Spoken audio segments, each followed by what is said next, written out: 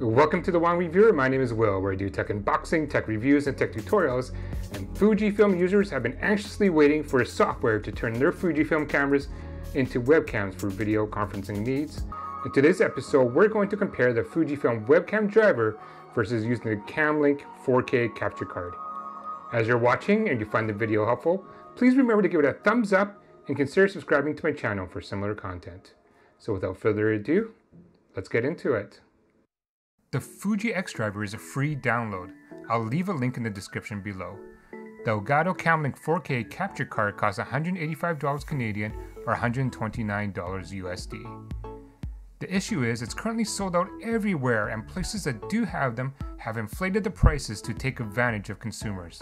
For example, in the screenshot in Amazon US, what normally retails for $129 is being listed from $400 to $460 US, and that is extreme price gouging.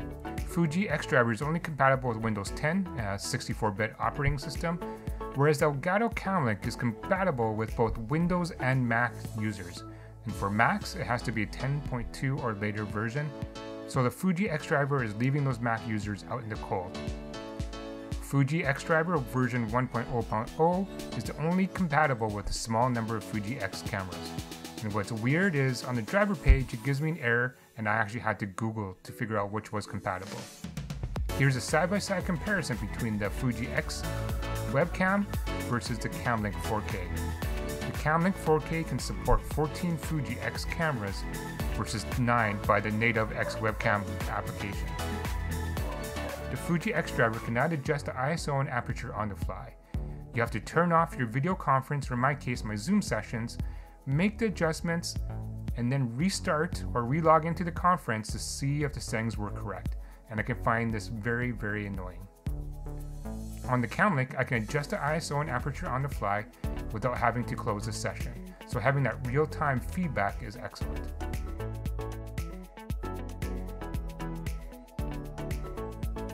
The Fuji X driver doesn't support the internal microphone or external microphone plugged into the camera.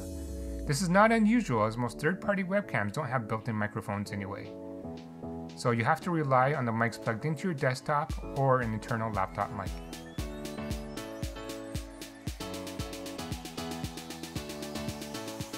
In the Cam Link, it recognizes the internal mic as well as whatever external mic you have plugged in. And in my case, I have the Rode Video Mic NTG shotgun mic, and it recognized it.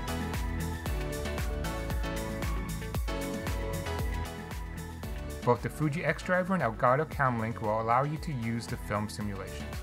However, with the Fuji X driver, you have to close out your video session, change the simulation, versus whereas Elgato, you can change the film simulations in real time in your current video session. And in terms of quality, both the Fuji X driver and the Elgato were the same. It was very hard to tell them apart. As you just saw, the free option performs just as well as the Cam Link 4K.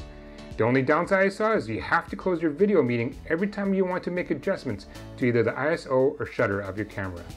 I hope this video was helpful to you. I'm really happy that Fuji finally came out with a webcam software that is free and it works for certain cameras. So if you have one of the compatible cameras, you're good to go. If you don't, like if you have the X-T30, then you'll still have to resort to using the Cam Link 4K if you can find one and not being price gouged at the same time. Alright, so thank you for watching, and until next time.